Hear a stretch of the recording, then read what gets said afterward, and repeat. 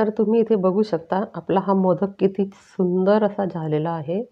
आणि बघा अतिशय साध्या आणि सोप्या पद्धतीने मी तुम्हाला इथे हे उकडीचे मोदक कसे बनवायचे ते या व्हिडिओमध्ये सांगणार आहे. तर ते ही व्हिडिओ तुम्ही शेवटपर्यंत नक्की बघा आणि घरी नक्की ट्राय करा आणि मला कॉमेंट्समध्ये सांगा की तुमचे मोदक कसे झाले ते. तर बघा आता इथे घेतलेली आहे मी तांदळाची पिठी 1 कप. तर हे तांदूळ मी भिजत घालून काही दळून आणलेले नाही. कोरडे तांदूळच मी गिरणीतून हे दळून आणलेले आहे. आणि 1 कप पिठापासून आपल्याला हे मोदक तयार करायचे आहे. तर बघा आता यात आपल्याला टाकायचं आहे 1 चमचा साजूक तूप. तर तुम्ही इथे कोणतेही म्हशीचं तूप किंवा गाईचं तूप घेऊ शकतात. आणि हे आपल्याला असे इथे मिक्स करायचं आहे. तर आपण बघतो नेहमी की उकडीचे मोदक जेव्हा करतो आपण तर ते आपण ओली पिठी घेतो तांदळाची, ते भिजत घालतो आणि मग दळून आणतो. तर इथे तसं आपल्याला काहीच करायचं नाही आहे. तर आता आपण घेतलेली आहे 1 कप तांदळाचे पीठ. तर आता इथे आपल्याला 1 कप पाणी हे उकळून घ्यायचं आहे. तर आता कसं आहे जेव्हा आपण रेशनचे तांदूळ घेतो तर त्याला केव्हा केव्हा कमी जास्त पाणी हे लागू शकतं आणि ही पिठीसुद्धा माझी रेशनच्या तांदळाचीच आहे.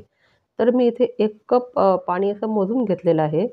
तर तुम्ही तुमच्या अंदाजाप्रमाणे हे कमी जास्त पाणी करू शकतात. तर आता इथे मला 1 कपापेक्षा कमी पाणी हे आपल्याला पीठ भिजवायला लागलेलं आहे.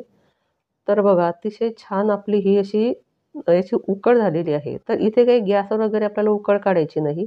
मी गरम पाणी टाकूनच याची उकळ घेतलेली आहे. तर अशा अतिशय सोप्या पद्धतीने मी तुम्हाला हे उकडीचे मोदक शिकवणार आहे. तर बघा एवढं पाणी आता आपलं 1 कपामधलं शिल्लक राहिलेलं आहे. तर आता आपल्याला एक अर्ध्या तासासाठी हे जे पीठ आपण गरम पाण्याने भिजवलं हे आपल्याला बाजूला ठेवायचं आहे. तर इथे घेतलेलं आहे मी 1 कप डेसिकेटेड कोकोनट. तर हे कोकोनट मी घरी बनवलेलं आहे. तर याची लिंक मी तुम्हाला डिस्क्रिप्शन बॉक्समध्ये देईल खाली. आणि त्याचबरोबर आपल्याला 1 कप गूळ घ्यायचा आहे. आणि हे सर्व मिश्रण आपल्याला असे एकजीव करून हे मिक्सरला बारीक करून घ्यायचं आहे. तर तुम्हाला जर गुळापासून बनवायचे नसले तर तुम्ही साखरेपासून सुद्धा हे बनवू शकतात.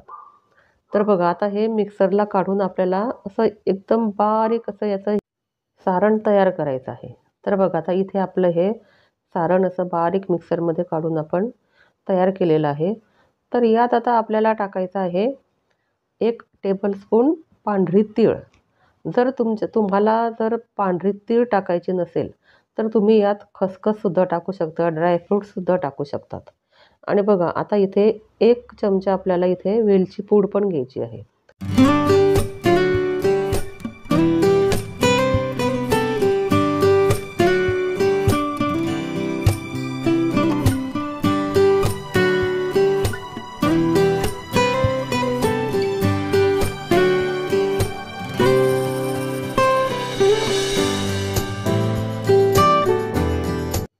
तर आता आपला हा जो पिठाचा गोळा होता तर तो पण अतिशय मऊ असा झालेला आहे.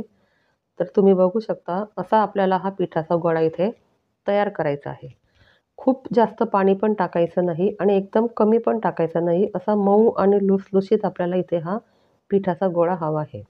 तर बघा फ्रेंड्स आता इथे मी तुम्हाला रेशनच्या तांदळापासून हे मोदक कसे बनवायचे ते सांगते आहे.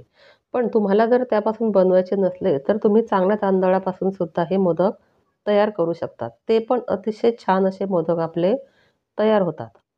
आणि बघा आता इथे असा छोटे-छोटे गोळे घेऊन आपल्याला याची हातावरतीच अशी पारी तयार करून घ्यायची आहे.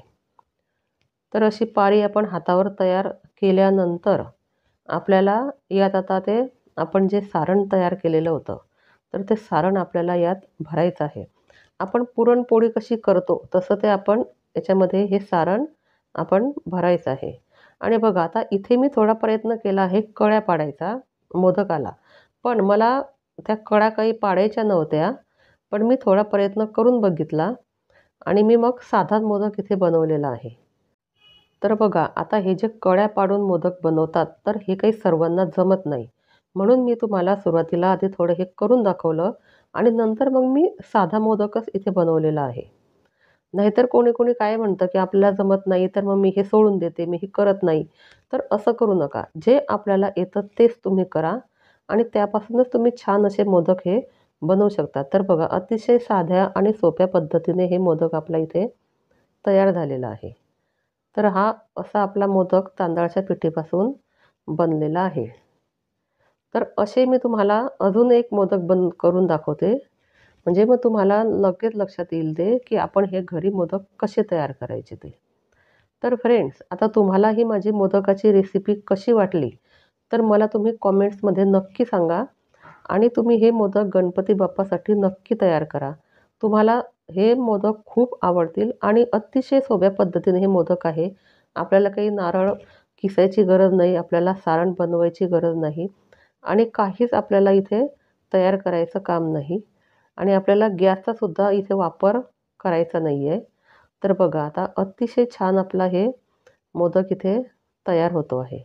तर हा पण एक दुसरा मोदक मी तुम्हाला इथे बनवून दाखवला आणि फक्त आपल्याला हे मोदक वाफवण्यासाठी आपल्याला थोडा एक 5 मिनिटासाठी हा गॅस आपल्याला इथे लागणार आहे. तर या 1 कप तांदळाच्या पिठीमध्ये आपल्याला हे एवढे मोदक आपले तयार झालेले आहे. आणि आता इथे घेतलेली आहे मी एक चाळणी.